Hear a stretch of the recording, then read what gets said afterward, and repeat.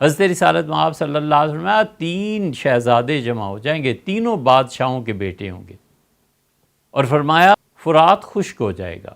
جغرافیائی تبدیلی کی وجہ سے فرات جہاں پر ہے، یہاں پر ایک تبدیلی یہ آئے گی کہ سونے کا بہت بڑا پہاڑ یہاں سے نکلے گا، زمین سے برآمد ہو جائے گا، اور اب تینوں شہزادے کہیں گے کہ یہ سونا پھر دنیا میں کہیں نہیں ملنا، میں دونوں کو مار دوں اور خود لے لوں۔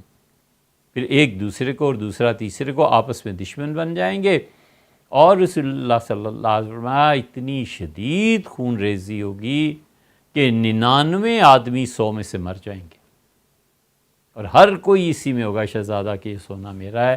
آپ نے 99 آدمی مریں گے اور ایک جیتا رہے گا۔ یہ تو ایک صحابی رضی اللہ عنہ نے پوچھ دیا، ترمذی میں روایت آتی ہے، ان کا اللہ کے رسول اگر ہم لوگ اس موقع پہ موجود ہوں تو حضور صلی اللہ علیہ وسلم بالکل نہ لینا۔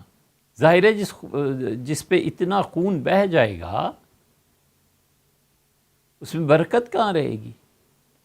حضرت رسالت پناہ صلی اللہ علیہ وسلم نے فرمایا عراق، اس پہ سینکشنز لگیں گی۔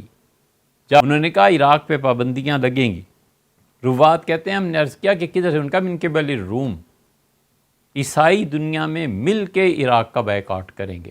درہموم ولا کفیز، ایک روٹی کا ٹکڑا اور ایک پائی پیسہ عراق نہیں پہنچے گا۔ ثم یاتی بالشام، پھر ارشاد فرمایا شام والوں کی سختی آئے گی، پھر فرمایا مصر والوں کی یہ سختی آئے گی، مصر کو ایک درہم اور ایک روٹی کا ٹکڑا نہیں پہنچے گا، وہ تو مٹ جائے گا۔ عراق، اردن، شام، یہ علامت پوری ہو گئی ہے۔ اس لیے حضرت مہدی کا آنا ابھی نہیں ہو سکتا، بہت چیزیں ایسی ہیں جو باقی ہیں ان کے آنے میں۔